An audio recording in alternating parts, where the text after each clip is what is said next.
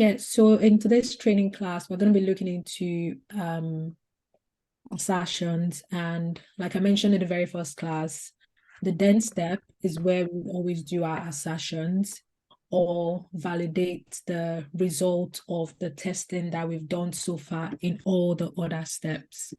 So we have done the given, the and, the when, and the then step, which is where we validate what the end result is going to be, is where we're going to be using assertions. So assertions basically test our assumptions about the software that we are currently testing. And it also ensures that any assumption that we've made so far is correct.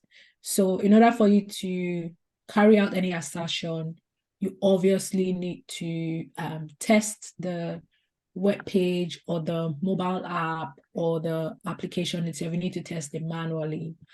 And assertion mainly helps in testing purposes, like I mentioned. And I mentioned that there are also different types of assertions. And we're going to be looking at two of them today. And before we go on, we need to obviously know what we're going to be validating on our web page, which is the test website that we're currently testing. So if I go into my web page and let me just try to minimize this one. I'll just close it. Yeah.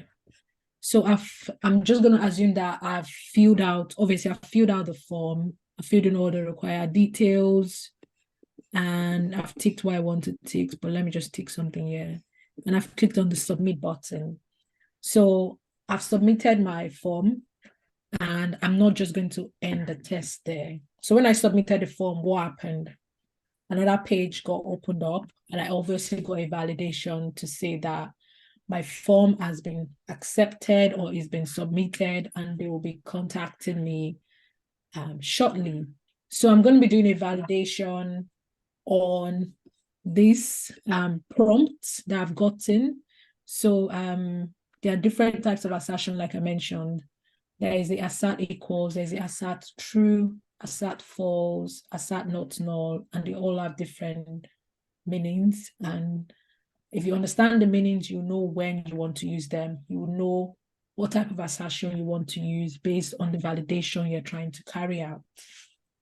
So right now, I currently have, thanks for contacting us. We'll be in touch with you shortly. So, and I mentioned that there are two types of assertions I can do here, or the two easy assertions I can do here. Number one, I can validate that this box is being displayed. I can see the box after clicking the submit button. The other assertion I can do is to compare or is to validate that this text is displayed on the screen. So assuming so I can validate that this text or this sentence is displayed on the screen, but then I'm then going to do a comparison between what I'm expecting the text to be and what the text is actually from the locator that I'm going to be getting. So this is where the two types of assertion comes in, and they are assert equals and assert true. So for assert true, when do you use assert true?